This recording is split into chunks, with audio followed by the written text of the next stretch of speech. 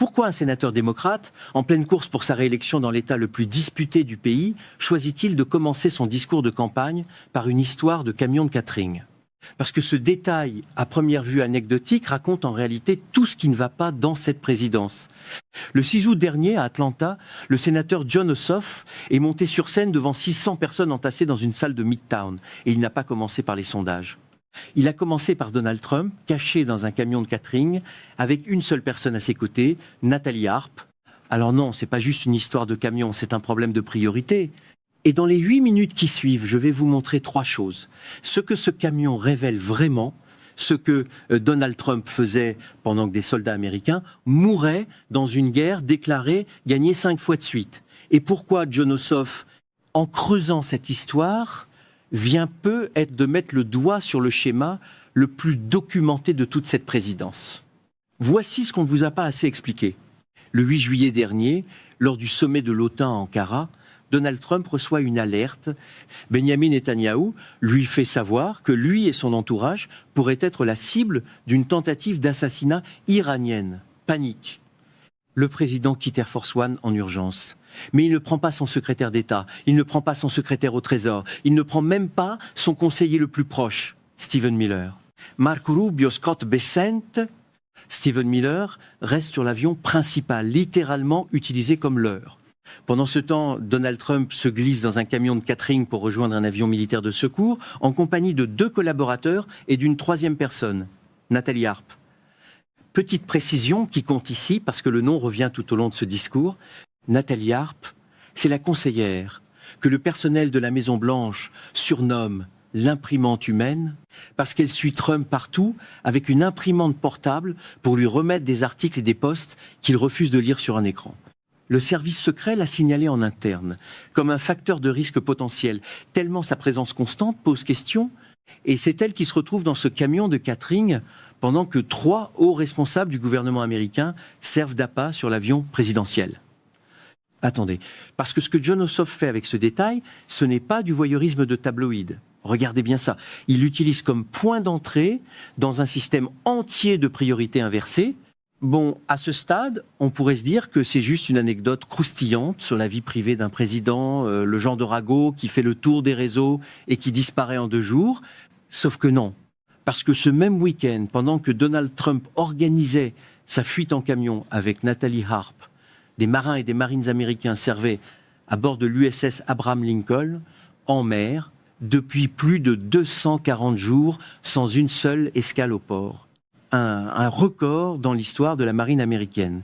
Et Ossoff a posé la question qui fait mal pendant que ces militaires endurent ça sans broncher.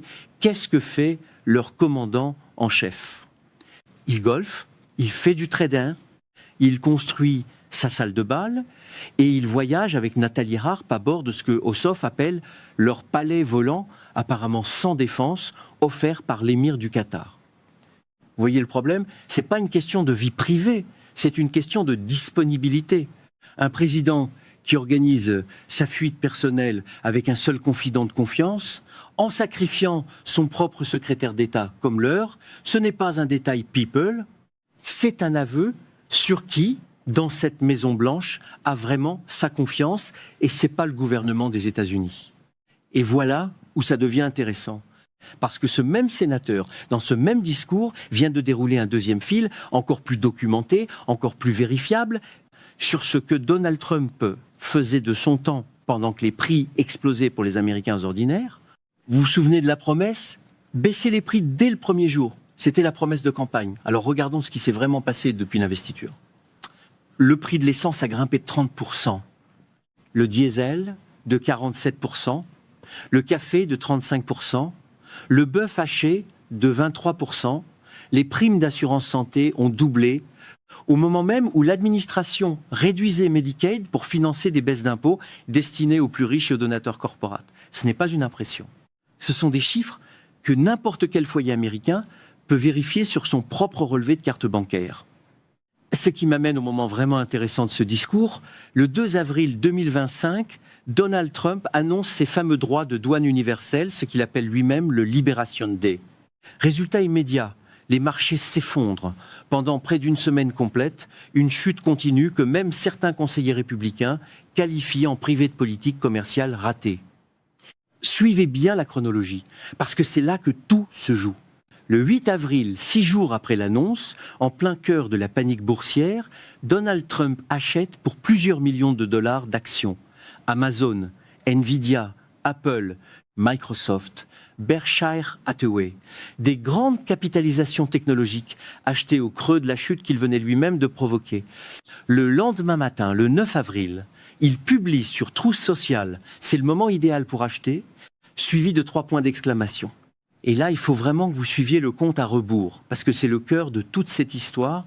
3h41 après ce message, un jour après avoir acheté ses actions personnelles, Donald Trump suspend ses propres droits de douane. Résultat, l'un des plus gros rebonds boursiers en une seule séance de toute l'histoire des marchés américains. Soyons honnêtes 2 secondes sur le meilleur argument en face, parce qu'il faut lui reconnaître une vraie cohérence. L'argument le plus solide du camp Trump, c'est que les marchés se sont bel et bien redressés après le revirement, que la stratégie de négociation par le chaos, aussi brutale soit-elle, a fini par produire un accord commercial et que juger une politique économique sur un instantané de panique boursière plutôt que sur son résultat final, c'est injuste. Ce n'est pas rien comme argument, sauf qu'il s'effondre face à une seule question toute simple. Pourquoi le président lui-même, et pas ses conseillers économiques, pas son secrétaire au Trésor, achetait-il des actions personnelles exactement 6 jours avant de connaître, lui et lui seul, la date de son propre revirement? Une stratégie de négociation réussie n'a pas besoin que son architecte s'enrichisse personnellement sur le timing exact de son exécution. S'il fallait vraiment stabiliser les marchés, il n'avait aucune raison d'acheter avant d'annoncer la suspension plutôt qu'après. Il n'a pas eu de chance en bourse. Il a eu l'information avant tout le monde. Voilà cette phrase-là, gardez-la parce qu'elle résume tout ce premier fil. Et pendant qu'on y est, il y a un détail qui aggrave encore la situation. Trump propose désormais des abonnements payants pour recevoir en premier ses annonces présidentielles. Comprenez bien ce qui est en vente ici. Les déclarations d'un président en exercice sur la guerre, la paix, la politique économique, livrées en priorité aux clients qui paient. Le mythe de Sisyphe en version présidentielle, on répète le même mécanisme d'accès privilégié, encore et encore, en sachant très bien où ça mène, et en refusant simplement de s'arrêter. Et c'est même pas le plus gros morceau de cette histoire. Il y a un deuxième fil presque invisible dans la couverture médiatique classique, et il change complètement l'ampleur du tableau. Parce que pendant que Donald Trump négociait ses propres profits boursiers, son secrétaire à la défense, Pete Hegseth, gérait une guerre bien réelle contre l'Iran et la chronologie de ses mensonges, jour après jour, mérite d'être posé noir sur blanc, jour 1 du conflit.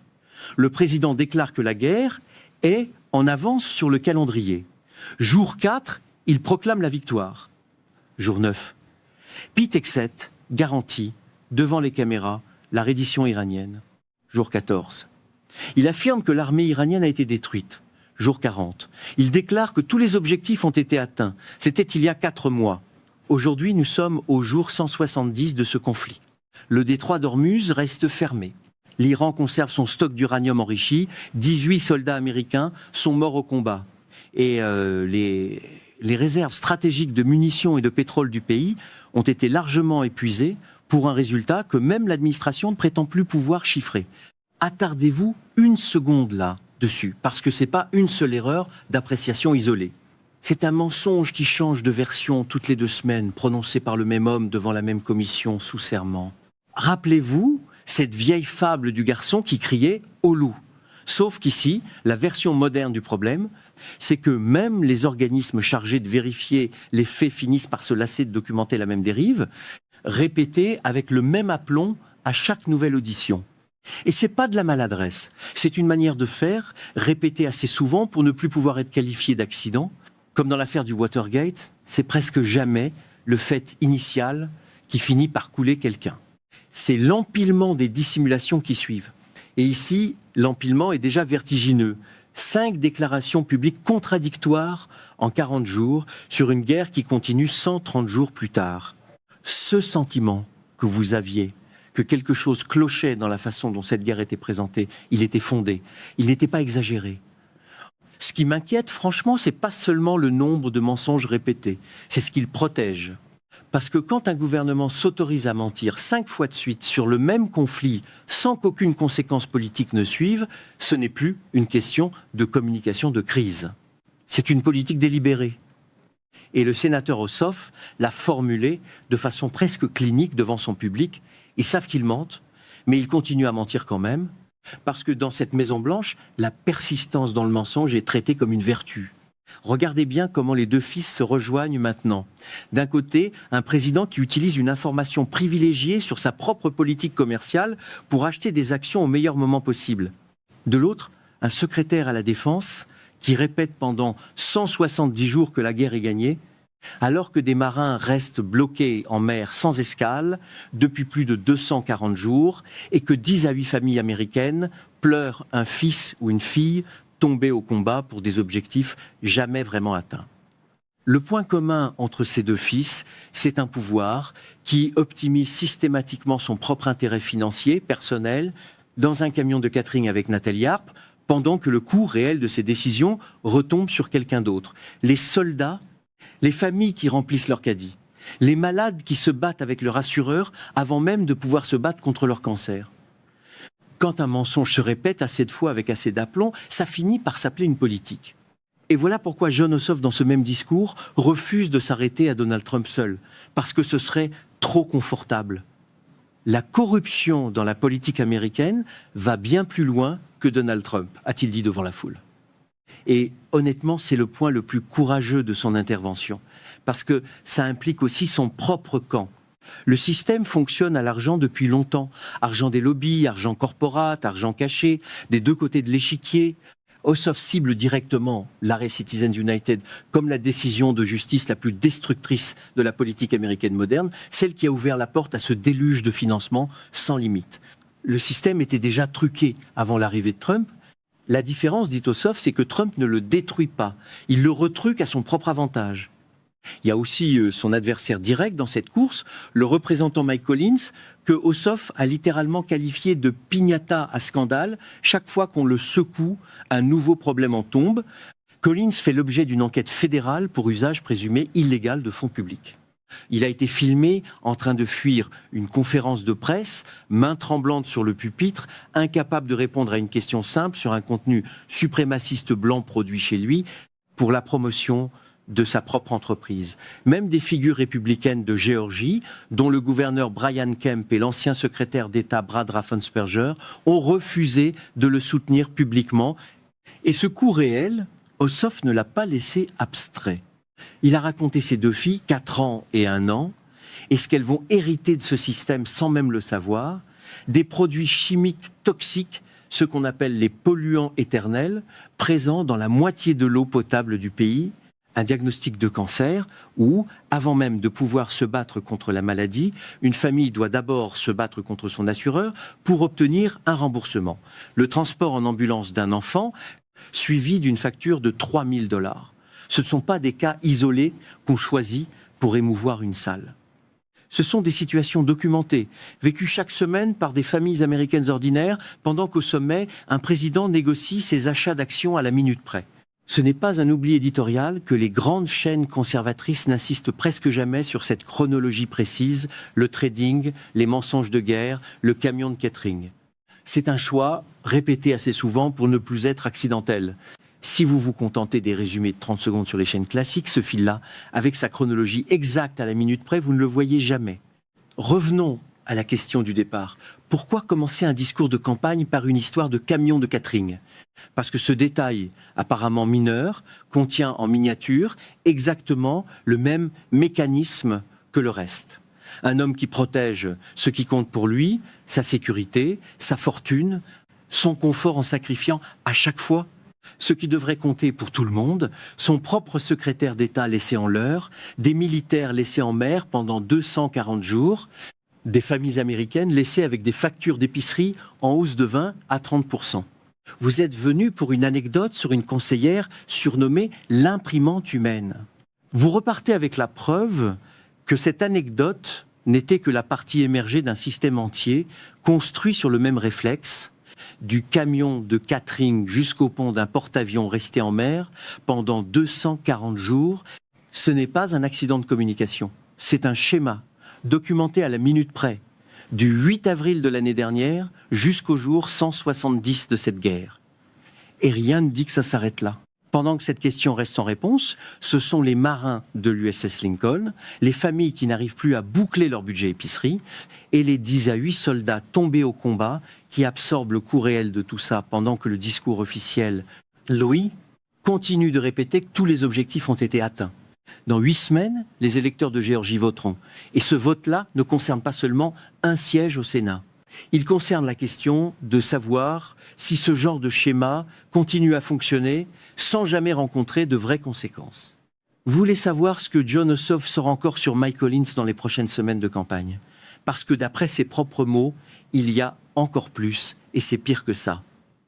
Restez avec moi pour la suite de cette course, et abonnez-vous à la chaîne pour ne rien manquer de la suite.